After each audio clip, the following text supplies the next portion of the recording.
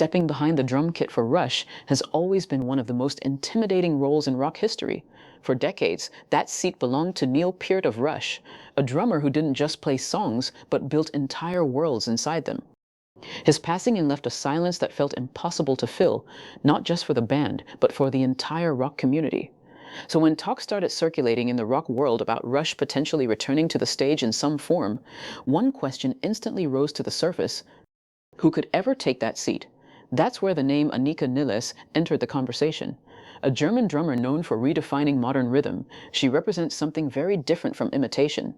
Not a replacement, not a copy, but a new language of drumming entirely. And that's where the story stops being just about music and starts becoming a lesson about life, identity, and courage. If you've ever studied Rush's music, you already know the truth. Nothing about it is normal. Neil Peart's drumming wasn't just technically difficult, it was architecturally complex. Time signatures shifted like moving staircases. Grooves evolved mid-measure. Songs like Tom Sawyer or YYZ weren't just performed, they were engineered. That's why the idea of anyone stepping into that role feels almost unreal. It's not about keeping time, it's about surviving inside time signatures that twist and turn without warning. This is where most drummers would collapse under pressure. Even elite musicians hesitate when faced with Peart's catalog because it demands total control, precision, endurance, and imagination at the same time. So the real question isn't who can replace him, it's who can approach it without trying to become him. And that question changes everything. Anika Nilles didn't grow up trying to become a rock legend.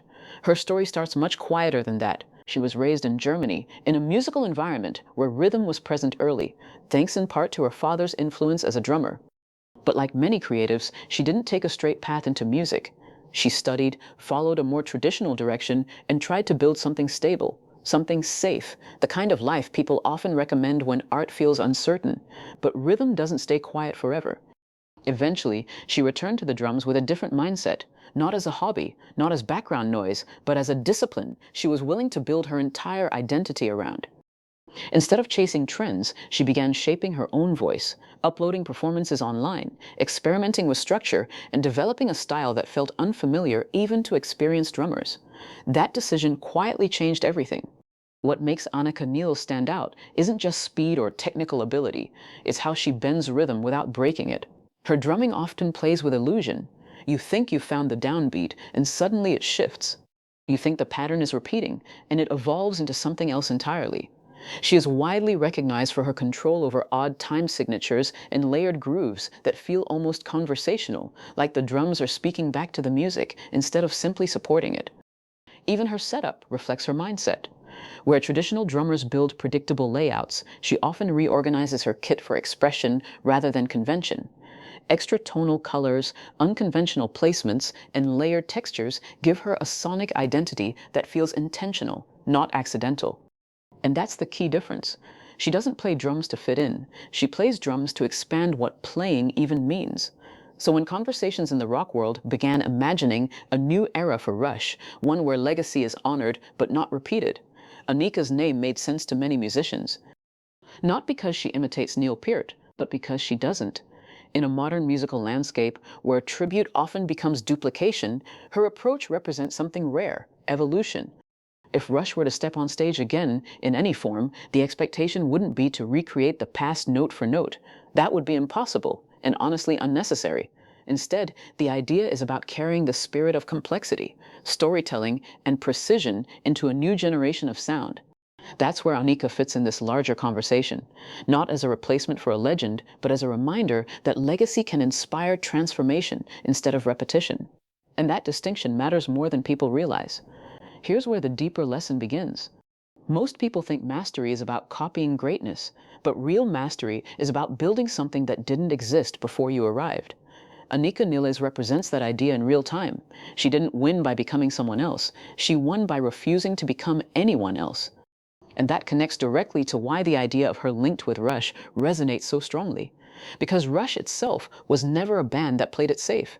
They built careers on complexity, risk, and pushing listeners beyond comfort zones. So the lesson isn't about drums, it's about identity. At some point in life, everyone faces the same decision. Anika faced: stay inside the safe version of yourself, or build the version that actually reflects who you are. Most people hesitate there. Very few move forward. In today's music world, there's constant pressure to replicate what already works. Algorithms reward familiarity, trends reward repetition, but innovation rarely comes from comfort. That's why musicians like Anika stand out. They resist that gravity.